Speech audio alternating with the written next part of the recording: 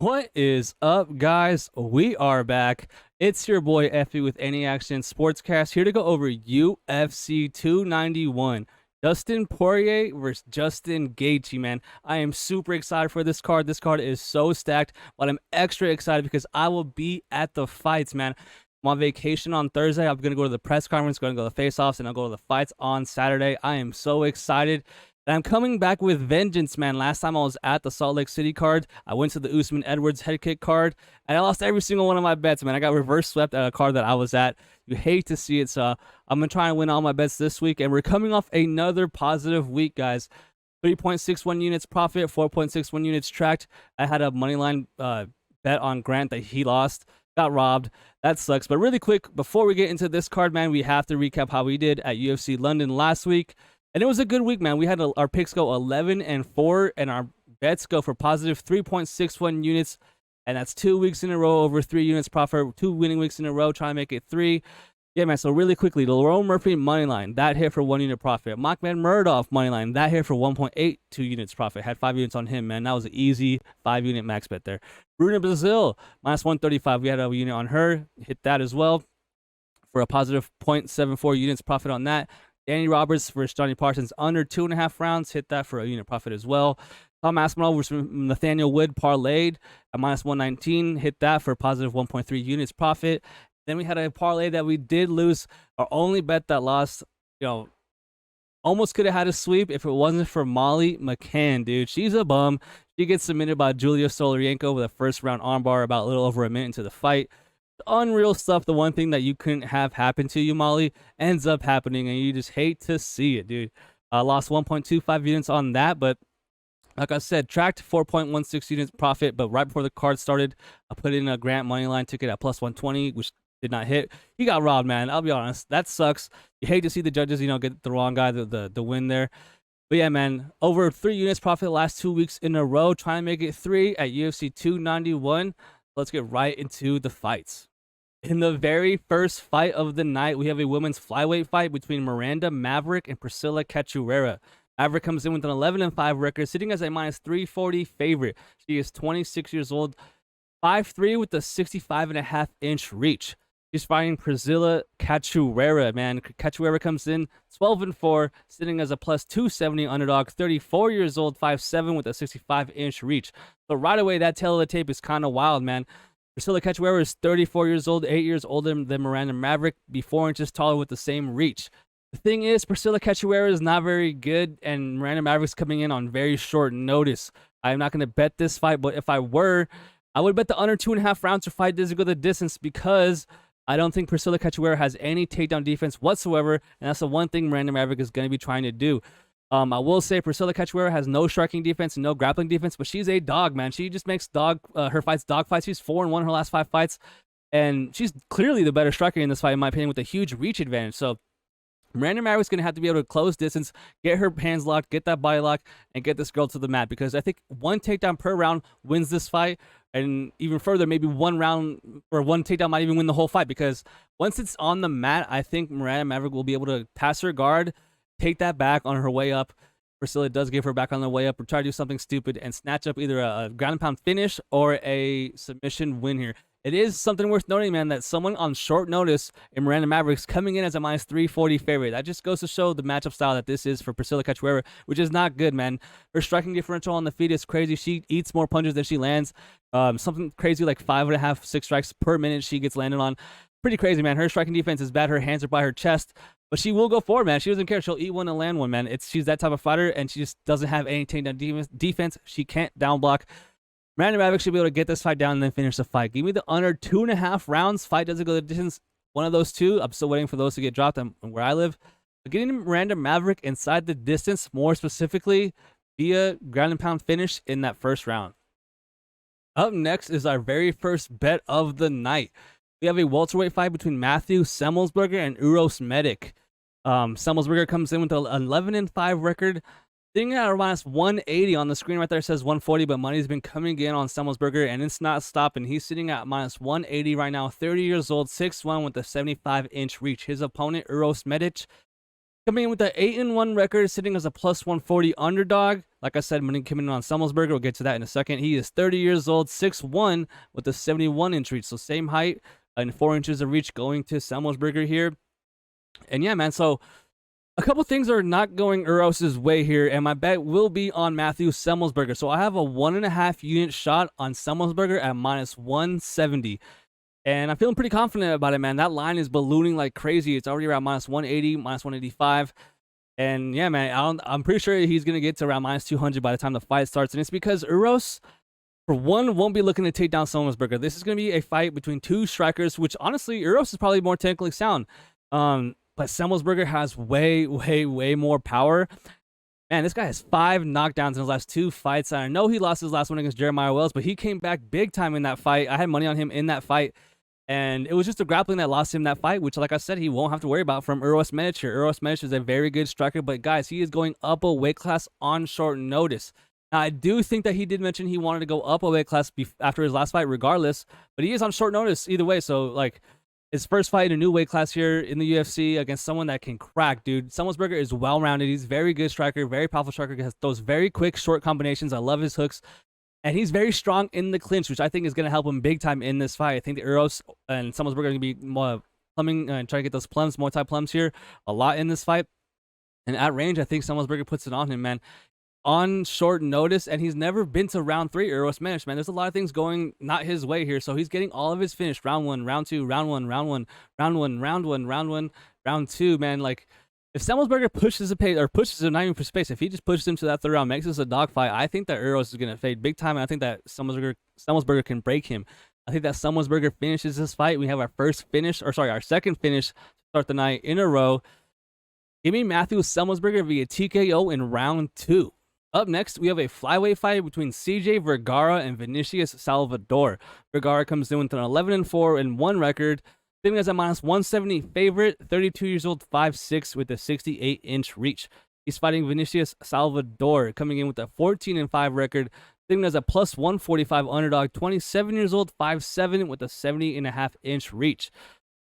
And yeah, man, I'll be honest, hand up, this is probably my least confident bet on the pick on the card, I should say. Not betting this any which way, but I am going with CJ Vergara here to win this fight. Man, nothing against Vinicius Salvador, man. So Vinicius Salvador, very good striker. Likes to go in and out of the pocket. A little bit of an upright, bouncy stance, but he's very defensively, a little bit, how can you say, not great, right? And so neither is CJ Vergara. CJ Vergara got clipped in his last fight and had Daniel Lacerda chasing him. I know Chelsea Chandler kind of made waves a couple weeks ago for getting clipped by Dumont and then turning her back and running away. But CJ Vergara kind of did the same exact thing in his last fight. He ended up coming back and getting that win, which actually is a really good win in my opinion. I actually rate Daniel Lacerda as a pretty good fighter. But Vergara got clipped in that fight, turns his back, and runs like a half lap around the octagon. At least he turned and faced Lacerda, whereas Chelsea Chandler just put her chin down and ran forward. That was so funny. But ended up getting submitted by Tatsuro Tara, which, looking at that fight, I actually, I took, like, he's not a fish on the mat. He's not like just, oh, I'm on my back, I can't do anything, I'm getting past, and it's over. He defended somewhat well. It's just that Tara was way faster. There was a big time speed advantage on the mat there for Tara. I mean, the guy's a beast. The guy's a grappling ace. Whereas Vinicius Salvador, yeah, he finished Shannon Ross on the Contender Series, but that might be the worst Contender Series aging win you could have, man. Shannon Ross is very, very chinny, which we have found out. He is the Australian Malcolm Gordon. And yeah, man, he is just there to be hit. And in his last fight against Victor Altamirano, he couldn't just get going. Altamirano was someone that, should be a decent enough fighter in the UFC. But the thing I don't like about Vinicius is that he can't separate himself in rounds. He can look very good earlier in the fight, and then his output kind of deteriorates throughout the fight. And he's just not as active and doesn't really seem to me to be as dangerous as the fight goes. Whereas Vergara, I think, can, if anything, if it does get past the second round, can start to utilize that grappling that he has over Vinicius here. The age gap is a little bit weird, 5 years older than Salvador, but I think Vergara is going to win this fight. But I have my worries on how defensively sound he is as well. When he crashes the pocket, he lifts his chin off to the side, right there to be hit all the time. And he's not the best defender either when it comes to the striking. So give me CJ Vergara to win. I understand the -170. I don't know if money's been coming in on either way, but give me Vergara to win via decision. I think that this goes to all 3 rounds. Oh, yeah, that's the first thing. The first time I haven't mentioned it yet. So this is at altitude. So this is in Salt Lake City, super high altitude. And the fighters tend to get gassed really fast. Nothing against them. It's just that your cardiovascular system can't handle that altitude. the red blood cells, get used up or whatever the science is. But the gas, even if you have a good gas tank, it gets zapped really fast. So it'd be interesting to see both these guys retired in that cage. A finish can happen and probably comes from Vinicius. But give me CJ Vergara to win. Vinicius Salvador has to travel all the way from Brazil to Salt Lake City, whereas Vergara only has to travel from Texas to Salt Lake City. Give me Vergara to win via decision. But if it comes late, a finish comes late, I'll blame the altitude for that. But give me Vergara to win via decision. Up next, we have a banger of a fight in the welterweight division between Jake Matthews and Darrius Flowers. Jake Matthews comes in 8-10-6, 5'11" with a 72-inch reach, whereas Darrius Flowers comes in on 10 days short notice, making his UFC debut after coming off winning on a Contender Series 12-5-1. He also is 28 years old, 5'9", with a 71-inch reach. So since this was such late notice, the books haven't really put up the odds for this yet, but I did see FanDuel had Jake Matthews at -300 and Flowers around +240, which kind of shocked me, man. I thought Matthews would be a way bigger favorite here, especially considering the short notice here for Darrius Flowers. But yeah, stylistically, man, Jake Matthews, I love him in this fight. Obviously, Jake Matthews is a namesake in the UFC, and he's a well-rounded fighter, man. Has good pop, good power, good striking, good defensive striking, okay grappling, can get out-grappled by the higher-level grapplers in his division. But he's a stud, man. I like Jake Matthews. I had money on him in his last fight against Semelsberger, who we talked about earlier, and Semelsberger was just kind of putting him out all over the place. Got dropped like 4 times in that fight.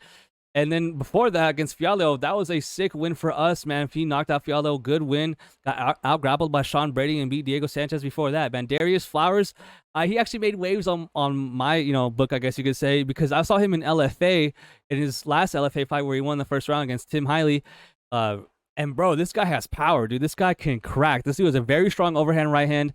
Kind of like, I don't want to say it's kind of like Derrick Lewis, but he's a little more active and has more output and more of a sophisticated striker. But he has pop, dude. Big, giant, black, buff guy with pop in his right hand. The thing is, he can gas big time, and this is at elevation, like I said. So even if it wasn't, if this is in Vegas, if this was a normal fight camp, if he wasn't on shortness, I would expect him to fade in the fight regardless, because look at his wins. Round 1, round 2. This fight he lost round 1. Round 2 loss. Round 1 win. Round 1, round 1, round 1, round 2, round 1. You get the point. Like, this guy he's not getting paid by the minute. He's there to finish the fight, right? So he tends to fade past that first 5-minute mark. So I expect him to fully have 4 minutes worth of gas here, maybe even less, and an elevation in Salt Lake City to start to fade big time once that second round starts. So if I'm Jake Matthews, I might even grapple that first round, just avoid that first round power, drain Darrius of his power, zap him of his energy, and then put it on him late. Second or third round finish for Jake Matthews. Another fight that I think doesn't see the cards. And yeah, I mean, overall, Jake Matthews is more of a sophisticated striker, will have more output, have more variety than Darrius Flowers, in my opinion. He's going to be able to mark up and add on as the fight goes. So give me Jake Matthews via second or third round knockout. But if you want a specific round, give me round 2. Up next, man, is another banger of a fight. The rest of the card's all bangers. That Jake Matthews fight, that really kicks off the card, in my opinion. The rest are all just bangers. This is a super fun stylistic matchup that I'm super excited to see. So we have Roman Kopylov, the Russian, taking on Claudio Ribeiro, the Brazilian. Kopylov comes in 10-2, sitting as a -230 favorite. A little bit wider now, money coming in on him. He is 32 years old, 6 foot with a 75-inch reach. Claudio Ribeiro coming in 11-3, sitting as a +190 underdog, 31 years old, 6'1", with a 77-inch reach. And I'll be honest, even though it said only a 1-inch height difference there and a 2-inch reach difference there for Claudio, I expected him to be way taller than Roman. You're just watching their tape, watching them fight. Claudio is this giant, tall, Brazilian with heavy leg kicks. Good striker, very long striker. Stays at distance for most of his fights. Doesn't really grapple or use a clinch.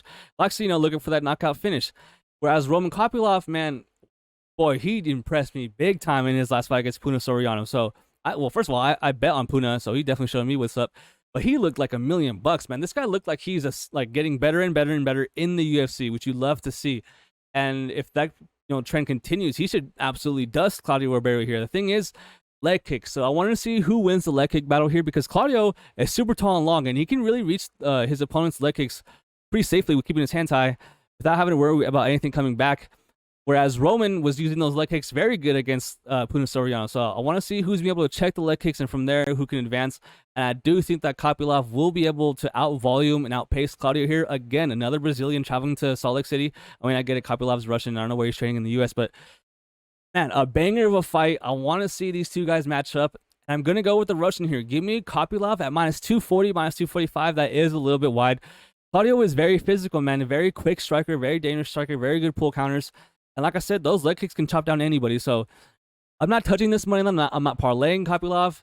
I'm just going to watch as a fan and enjoy it in my seat. But give me Kopylov to win via decision. But man, I really do worry about the cardio here from Claudio Ribeiro, because in that Holmes fight, he kind of was fading, and Holmes is not very good, man. You coming off beating Joseph Holmes to Roman Kopylov, that's a big step up in competition, in my opinion. So if he does fade late in that second and third round, if the output starts to not be there, Kopylov can really put him out. So give me Kopylov. I'm going to go via decision or third round finish. And after that, dude, absolutely unreal that they got Derrick Lewis on the prelims. It's unreal that they have Derrick Lewis on this card in general, and I'll get to that in a second. Yeah, I'll tell you why. Derrick Lewis taking on Marcus Rogerio de Lima. And man, this is so wild. So I also have a bet on this fight, 1.8 units on de Lima to win one at minus 180. Wait, let's get into the tail of the tape. So the Black Beast, Derrick Lewis, comes in 26-11, most knockouts in UFC history, 1-4 in his last 5 fights, sitting as a plus 125 underdog. 38 years old, 6'3" with a 79-inch reach. Fighting Marcus Rogerio de Lima, 21-8-1, sitting as around minus 180 favorite. Money's been coming in left and right on him, and I hopped in at minus 180. I do expect him to be wider by the time the fight starts. He is 38 years old as well, super old. 6'1", 2 inches shorter than Lewis, with a 75-inch reach, 4-inch disadvantage for de Lima here. So Lewis will have a height and reach advantage in this fight. But oh my goodness, you want to see a check collector? Watch Derrick Lewis fight. I understand he is losing to the top guys, man. Drogon, Tai Tuivasa, Sergey Pavlovich, Sergey Spivak, dude. These guys are studs. Like, these guys are, you know, fighting at the top of the division. So is de Lima that? No. But de Lima has one thing that Lewis does not deal well with, and that is very vicious, very quick leg kicks, man. That calf will get eaten up by Derrick Lewis. Lima's going to eat up the calf of Derrick Lewis all fight very early on, in my opinion. The one thing he has to worry about is getting countered. When you throw a lead leg kick like that, you tend to, you know, get countered. The best counter is a straight jab there. But dude, Derrick Lewis's output is not there. His motivation is not there. Obviously, you can't grapple. And the big thing, guys, is the cardio. So this is at elevation in Salt Lake City, and Derrick Lewis gets tired at sea level. All right. So what's gonna happen here when you fight at Salt Lake City? Like, he might get tired walking up the little steps to the octagon. This is crazy, dude. I expect one good fury from Derrick Lewis, one explosion, maybe 2 in that first round, and that's it, dude. I think de Lima's going to put him out, finish him, and I think that Derrick Lewis retires after this fight, collects his check for making weight at 265 pounds, and we move on. Give me de Lima at minus 180 to win one, 1.8 units to win one, and I think he's going to win via knockout in that second round. Up next in the featured prelim fight, we have a welterweight fight between Trevin, the police officer Giles, and Gabriel Bonfim, man. Giles comes in 16-4, sitting as a plus 240 underdog. He is 30 years old, 6 foot with a 74-inch reach. Gabriel Bonfim coming in undefeated, 14-0, sitting as a minus 300 favorite, 25 years old, 6'1", with a 72-inch reach. And I don't know if that minus 300 money line is still available. I'm expecting a lot of money to come in on Bonfim. Everybody's going to be parlaying Bonfim, but not me, man. I have my reservations in this fight, but I do think that Bonfim is going to win this fight. So the way this fight is like kind of matching up here, Bonfim is a really good striker. He's a really good boxer, really good hands, but he actually has more submission wins than knockouts and decisions. That's because the way he fights, he just smothers guy. He presses forward, really good pressure, really good offensive pressure, to where it makes people uncomfortable when they get clipped, dropped, and then he subbed them, or they shoot out of desperations, and he's able to reverse positions or play guard off his back, have a really good active guard, you know, get to the hips, switch positions, and get some sweeps and get a submission from there. Like in that Contender Series win against Trey Waters, he actually almost got guillotined, you know, getting out of the guillotine and getting a Vaughn Fuchuk, which is really impressive. He seems to be very, very calm on the mat, which is very good at a young age, at 25 years old. And yeah, got the submission win against Munir Lazez, but I'm telling you guys, he has very good hands. The thing is, Trevin Giles, you know, 2-0 in his new weight division, got finished twice at the 185 division against Duplessis and then against Michael Morales, which those are very good fighters in my opinion. I kind of don't blame him for that. But he's having more success here at my welterweight at 170. I believe he's not a police officer anymore. I know I mentioned that earlier, but you know me, man. I always back the blue, man. Shout out to the thin blue line. Shout out to the law enforcement out there. Always, you know. But I think now he's full-time MMA, so like he doesn't have to worry about being a cop in Houston, which who I don't know. I mean, that might not be true. He might still be a cop. So but I am pretty sure he's not doing that anymore, and he's full-time MMA, which is kind of reflecting in his 2 wins here, 2-win winning streak. But the 2 fighters he beat are not on the level of Gabriel Bonfim. I know his brother lost recently. Bonfim kind of killed a little hype on the brothers here, but obviously his brothers obviously in the UFC as well. I think that this Bonfim is probably the better one. Give me Bonfim to win a decision. I think that this is going to be a close fight, closer to the -300, -325 money line indicates. Another Brazilian has to fly across the country, across the world, I should say, and fight this fight in Salt Lake City, whereas Trevin, Giles, the American, will be flying from Texas to Salt Lake City. Less travel, less jet lag. Bonfim is a better MMA fighter. He has a brighter future in MMA. Why I'm not touching this -300, -325 line, but give me Gabriel Bonfim inside the distance, more specifically. Or no, sorry, via decision. I don't think that he's going to get a submission here. I think it's going to play out on the feet, where he will win on points. Give me Bonfim to win via decision. Up next, on the main card, dude, the rest are all bangers, and I can't wait to be in attendance for this one. We have a welterweight fight. Michael the Maverick Chiesa taking on Kevin Trailblazer Holland. Chiesa comes in 16-6, currently sitting as a +130 underdog. He is 35 years old, big red flag, 6'1" with a 75-inch reach. Kevin Holland coming in 24-9 and sitting as a -150 favorite, 30 years old, 6'3" with an 81.5-inch reach. So right away, guys, the whole tail of the tape favors Kevin Holland. He is younger by 5 years. He is taller by 2 inches, and he has a 6-inch reach advantage over Chiesa. The thing is, he can't wrestle. This sucks, man, because he can't wrestle. He can't stop a takedown to save his life. Michael Chiesa is a very good wrestler. It's the one thing he can do really good. But, bro, Michael Chiesa does not, he is not good in my opinion. I don't know how the hell he's made it this far in the UFC. He's has this podcast now with Paul Felder. He's on the commentating desk. I think he is checked out big time. And I think that betting line reflects it, because skill-wise, Chiesa should be able to take this guy down and hold him.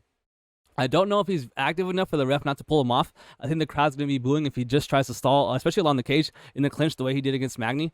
But bro, Chiesa hasn't fought in almost 2 years, and on the feet, he might get slept right as the fight starts. Every single beginning of every round, he might get knocked out right away. He's going to have to level change and get on Kevin Holland and smother him right away, because at distance, he is in danger big time. Like I said, I do like his grappling. He's a very good grappler, very strong guy, but he's 35 years old, hasn't fought in a year and 7 months. And he's fighting a killer in Kevin Holland, who's probably the opposite. He's as far as being active, this guy is the most active he could be. Always fighting. The thing is, if you're betting on Kevin Holland, if you want to back him here, you got to know he has a very big grappling deficiency here. And he might give up takedowns here that cost him extended minutes of control time here, which can cost him rounds. And he also seems to have dumb fight IQ and is just kind of a maniac in there, always talking, always making it a show, more of a showman than a fighter trying to win. But he had decent enough scrambles against Hamza Chimaev on short notice there, that one weird card where he did get submitted in a minute, but he rolled pretty good in that fight. I don't think Chiesa is the level of grappler Chimaev is, and this is back at 170. So I want to see how Chiesa is gonna look. He really out grappled RDA and people like Neil Magny, but I think Kevin Holland's a way different type of athlete here, and we saw what Kevin Holland looked like before he broke his hand against Stephen Thompson. On the feet, it's night and day. Give me Kevin Holland to win via knockout in that first round. I think it's going to be bad. Chiesa's going to shoot, maybe get the first one, get up, and then it's going to be bad from there. Sprawl and brawl, Kevin Holland all day here via knockout in that first round. Up next, man, we have elderly abuse. We have Tony Ferguson in the lightweight division taking on Bobby Green. Tony Ferguson back down at 155. 0-5 in his last 5 fights. See all those L's right there. Absolutely wild. Never would have thought I would ever see this. Straight BJ Penn status now. Tony Ferguson coming in 25-8, riding a 5-fight losing streak, sitting as a +260 underdog, 39 years old, 5'11", with a 76.5-inch reach. He's fighting Bobby King Green, comes in 29-14-1, sitting as a massive -335 favorite, 36 years old, 5'10", with a 71-inch reach. Now, I know everyone in the world wants to fade Tony Ferguson here, and I get it, but that line to me is gone. I should have gotten in on Bobby Green at -275, -300 even. Because at -335, -350, there's just no way. Bobby Green looked bad in his last fight. He fought just recently, almost 2 months ago now, Jared Gordon. And he was getting kind of lit up in that fight before the headbutt, which made it be a draw. Before that, lost to Drew Dober, got knocked out. And then before that, lost to Islam Makhachev and got finished. I mean, both those fighters are better than Bobby Green. They're better than Tony Ferguson, too. I would bet both those guys against Tony Ferguson. But as far as a stylistic matchup, Ferguson will have a reach advantage in this fight. Ferguson won the first round against Chandler. He dropped Justin Gaethje. And he looked all right in that Nate Diaz fight in the beginning of the fight. It's just that the drop off between the Chandler fight and the Diaz fight is huge, man. So this whole kind of like run started with Gaethje. Gaethje just put a beating so bad on Tony Ferguson. Where the one image I can't really get out of my head is Tony Ferguson kind of like shaking his head, like trying to get himself right in that Gaethje fight. But guys, he dropped Gaethje in that second round with the uppercut, and low key Gaethje got saved by the bell, which was crazy. He also won the first round on all 3 judges' scorecards against Michael Chandler before that front kick. So it's not like he was like done. Like he's obviously done. Like bad. It's up until that Diaz fight. If that Diaz fight had not happened, I would like him way more. But he came out in that fight and looked over the hill, completely washed up, more than washed up. He is dry at this point. And he's 39 years old and he's getting DUIs in camp. Like he got a DUI in May. He's supposed to be in fight camp, flipping his truck. It's the most damage he's done in years. Man, I have to go with Bobby Green in this fight, even though like I said, he didn't look good and he just fought a month ago. This would be a second weight cut in 2 months.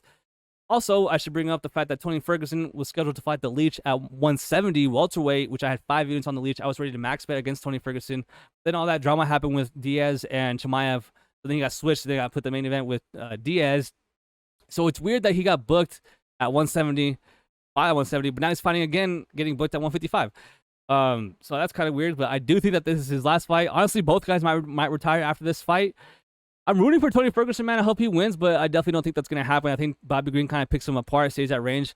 And it's going to be funny because I wouldn't be surprised to see Tony Ferguson look good and have people shocked after that first round, but then totally fade that second and third round. So give me Bobby Green to win this fight via decision. But I got a bad feeling on the back of my neck that Tony Ferguson's going to win this. Every single red flag on earth is pointing to Bobby Green. Tony Ferguson, 5 fight losing streak, 39 years old, got a DUI during camp, looked absolutely like a ghost against Nate Diaz. And something tells me, I don't know, he might have a chance. But yeah, give me Bobby Green via decision. Everyone's going to probably be playing that over, too. Over 1.5 rounds, over 2.5 rounds. Bobby Green ain't finishing no one, dude. Neither is Tony Ferguson. Now it's time for the third to last fight. We have a very exciting striking fight. Everyone at home is going to love this fight. We have a welterweight fight between Stephen Wonderboy Thompson and Michel Pereira, dude. Wonderboy Thompson comes in 17-6-1. At a minus 170 favorite. He was minus 195, minus 200, and money's coming in fast on Pereira here, the underdog. Wonderboy Thompson is 40 years old, 6 foot with a 75-inch reach. Pereira on the other side coming in 28-11 on a 5-fight winning streak. He was plus 165 earlier in the week. He's around plus 140 now. Like I said, money coming in on him quick. He's 29 years old, 6'1", with a 73-inch reach. I am going with Stephen Wonderboy Thompson here. I wouldn't be surprised to see me lay a bet here. I'm still deciding at minus 170. Thinking about pulling the trigger, and I think I'm going to, man. I want to see that line, see if I can get a better number. But I'm going with the 40-year-old striker here. I know that's crazy. I know that's outlandish, not like me, but I think he's better than Pereira here.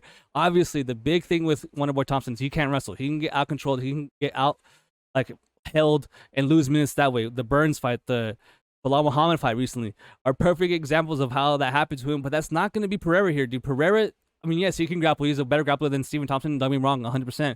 I don't see him implementing that game plan for 15 whole minutes, let alone 10. We all know Pereira, early in his UFC career, he was doing the dances to the cage, doing backflips in the cage, kind of doing a lot of stupid stuff, right? But now he's kind of maturing inside the octagon as we see in front of our own eyes. And he's cutting that stuff out, so that definitely helps him here, but I don't think he's far enough to try to clinch up and hold Wonderboy Thompson for 2 rounds. He's going to have to stay at range. He's going to be able to, or he's going to have to fight a striking fight here. And I think that Wonderboy is clearly miles ahead technical-wise than Pereira. Pereira, explosive, pretty good speed, really good power, but he's loopy, man. A lot of his strikes are from out. He telegraphs a lot. And I think Wonderboy Thompson's going to have him thinking way too much with the feints, that sideways stance he has. And like I said, I don't really see Pereira implementing that grappling. Really quick side note, guys. I have met Pereira a few times at the gym. He comes into I used to work at a gym, and he would come in all the time and work out. Him and Chris Cyborg have the same coach. Dude, I don't know how he makes weight. This guy is enormous. So when this fight starts, I actually think that everyone at home and the commentators are gonna be like, "Holy crap, Michel Pereira is huge. His back is like a turtle shell." When I met him, I could not believe he made weight. He looked like he's easy 200 pounds. It was crazy. It was actually funny because everyone wants to talk about his cardio, and every single time I see him in the gym, he's always on the treadmill sprinting, doing dead sprints on the treadmill. It's crazy. But yeah, give me Wonderboy Thompson to win. I'm going with either a late finish or decision. I wouldn't be surprised to see the altitude have an effect here on Michel Pereira. I understand Wonderboy Thompson is 40 years old. Never want to bet on a guy that's 11 years older than someone, especially when they're a young killer like Michel Pereira. But yeah, man, Wonderboy is getting what he wants. He's getting someone that's gonna strike and not gonna grapple. There's a reason they're the third fight from the main event on the pay-per-view. There's a reason they're on the pay-per-view on the slot that they are. So give me Wonderboy Thompson, third round finish or decision. Now it's time for the co-main event, guys. Do me a favor, hit that like button, hit that subscribe button. It's been a fun time talking about these fights. So let me get a quick sip, and we'll talk about this light heavyweight fight. So yeah, man. Look, where do I start here? So we have Jan Blachowicz taking on Alex Poatan Pereira and welcoming him to the 205 light heavyweight division. His first fight up a weight class since losing the belt to Adesanya. Blachowicz comes in 29-9-1. Sitting as a minus 120 favorite, 40 years old, 6'2" with a 78-inch reach. Alex Pereira coming in 7-2. Sitting as a plus 100 underdog, even money. 36 years old, 6'4" with the 80-inch reach. Yeah, 40 years old for Blachowicz does worry me, but I'm picking Blachowicz to win this fight. And I'm not going to sit here and tell you, oh, he's going to take him down, he's going to maul him over and over again. Like, that could happen, yeah, but Blachowicz likes to strike, dude. The thing with him is, like, he actually likes to strike. The only person he's really implemented that game plan with, as far as taking him down over and over again to stay safe, is Izzy, man. In that Izzy fight, he outweighed Izzy by, I think, 20 pounds. And just took him down over and over again late in that fight. It's just that the reason I think that's a very good possibility is if you watch Pereira against Adesanya, dude, he gives up bad positions on takedown attempts to Adesanya, dude. If someone like Blachowicz, big as Blachowicz, strong as Blachowicz, gets in on those same positions along the cage, like, Poaton's going down. Like, he's going to get taken down very easily. Like, I couldn't believe Adesanya having success there. Not really finishing the takedowns, but getting close. Just even that, I was like, oh man, that's not good for Pereira in this fight. Not to mention, dude, he got slept bad. Like 2.5, was going to be 3 months ago. Countered right by Adesanya, and Poatan was out cold, stiff. 3 months ago at 36 years old. Probably not going to have to cut weight here as much, obviously going up a weight class. But the thing is, Jan is 40 years old, and he is very hittable. He does not have the best striking defense. And the one thing I do want to bring up is the leg kicks. So both guys, obviously, Pereira, really good kickboxer. Obviously has good leg kicks, but Blachowicz is a very good leg kicker. We just saw him pretty much tear off one of Magomed Ankalaev's legs in his last fight. But he's also a very good leg checker, dude. In that fight against Izzy, he was checking the kicks over and over and over again on Adesanya, and it was causing Adesanya problems. I don't expect that to be as frequent in here because Pereira doesn't throw as much low leg kicks as Adesanya does. More of a 1-2 hook guy. I'm trying to blitz you, but obviously, Blachowicz has to stay off the one-inch track, has to keep circling, and I think if he gets him down, he's going to have his way big time. So I'm going to let that line keep moving, and there might be 2 40-year-olds I'm betting on this card because if I can get plus money on Blachowicz, I'm going to bet him. So give me Blachowicz to win and finish this fight under 2.5 rounds. If Poatan finishes the fight in 2.5 rounds, I can definitely see it. So I actually took 1.55 unit bet on the under 2.5 rounds at my 155 to win one because I think that either way this fight goes, it's going to finish before the cards. Pereira can get that early knockout. Blachowicz can get a finish in that second or third round, or even that first, depending on how bad the grappling is from Pereira. So give me Blachowicz. I understand the Pereira's defending or training with Glover Teixeira, someone that beat Blachowicz. But I mean, it ain't the same level, man. Give me Blachowicz to win via stoppage in that first round, ground and pound finish. After that, have the main event, the BMF title on the line, dude. 2 of my favorite fighters ever. Dustin Poirier taking on Justin Gaethje, man. I cannot wait for this fight. It is going to be violent. Dustin Poirier comes in 29-7, sitting as a minus 135 favorite. 34 years old, 5'9", with a 73-inch reach. Justin Gaethje coming in 24-4, 34 years old, 5'11", with a 70-inch reach. And I'm going with Justin Gaethje to win this fight, man. It's crazy because Dustin Poirier is legit top 3, top 2 favorite fighters I've ever had. I actually met him before. Super cool, super nice guy. But, bro, I am liking what I'm seeing out of Justin Gaethje. He strikes me as someone that is fighting way smarter than he has been before. It started with that Chandler fight. He very easily could have done what Chandler done and just try to give everyone, the fans the show that they want. But no, he was smart, dude. He wasn't throwing out there crazy, using his whole gas tank in that first round or using his gas tank when he has Chandler hurt right away. He was very methodical and very cerebral in his, approach in that fight, and it continued in the Fiziev fight. In the Fiziev fight, that was his first fight after getting nose surgery. So, to me, he looked great. He looked fresh in that third round, looked fresh in the fourth round, looked fresh in that fifth round. And Fiziev is not a bum. I understand Fiziev is super short, but so is Dustin Poirier. That was the one thing I had like kind of a bit worrisome. I was like, all right, yeah, like he is having a lot of success against Fiziev, looking good, looking defensively sound. But Fiziev's really short. His legs are really short. His hands are really not that long. It's kind of weird. But Dustin Poirier has those really long orangutan arms. He has the 3-inch reach advantage over Justin Gaethje, even though he's 2 inches shorter. So, man, I'm going with Justin Gaethje. I really think that those leg kicks are going to add up. And, you know, Dustin Poirier is a great fighter. The one thing that does worry me here, picking Justin Gaethje and maybe even betting on him if I can get a better line, is those level changes, those timely level changes from Dustin Poirier. I think that it could be a close round, level change by Poirier, he steals around. Close round, level change, he steals around. I think that could actually happen in this fight. Altitude, I think, will play a factor. I know that a lot of people are downplaying it. Poirier's been out there for like a month. Gaethje obviously trains at elevation in Colorado, so it really shouldn't affect him, but I think it will, man. I don't think that both guys throw enough on their shots. They throw with 100%, velocity. They throw to kill. Well, more so Justin Gaethje, but it's going to affect him, in my opinion. Like I said, the one thing I worry about those leg kicks from Gaethje is those southpaw were orthodox. So Poirier's southpaw, Gaethje orthodox. Those leg kicks to the inside thigh of Poirier will be there all night, just like they were in the last fight 5 years ago. But the best counter to that is a straight left hand from Poirier, piston right down the middle, which landed a bunch of times on Gaethje. So I'm pretty sure he's learned from that. He's a very good coach, Trevor Whitman. I am super excited to see the adjustments both guys have made since that first fight 5 years ago. Both guys are better fighters now than they were back then. And I don't want to say they're in desperation mode here, but I'd be surprised to see anyone losing this fight get a title fight eventually, because the winner of this is probably getting Islam and Charles' loser, right? So they're both 34 years old. They've already fought for the belt once. They've obviously lost before. I'm going with Gaethje, man. I think he's going to fight smart and get this win, put on a show for the fans, dude. So, yeah, that's it for our show. Really quickly, guys, I want to go over the bets I have so far on this card. I do have quite a bit. So far, we have Alex Pereira, Blachowicz under 2.5 rounds, minus 155, 1.55 units to win one. Then we have Matt Semelsberger at minus 170 for 1.5 units on that. Marcus Rogerio de Lima versus Derrick Lewis, minus 180, 1.8 units to win one on that one. And we took Stephen Wonderboy Thompson against Michel Pereira, minus 170 for 1.25 units. Like I said on our live stream last week, guys, when I bet, I kind of more so look at the card right away, and I want to see who I'm going to fade. Like, right away, is there anyone that I think was on their way out in the UFC, or is just a bad stylistic matchup? And so far, I'm fading Uros Medic on short notice. I'm fading Derrick Lewis at elevation, and I'm fading Michel Pereira against a certified better kickboxer. I mean, I like those money lines, so do me a favor, hit that like button, hit that subscribe button, dude. We've been killing it the last 2 weeks, man. Our subscribers are going up. Really appreciate it. Leave me a comment. Let me know what you think about my bets, about my picks. And good luck this week. If you're out there in Salt Lake, come see me. Say what up. Let me know. We'll grab a beer. Let's have some fun at UFC 291. Peace.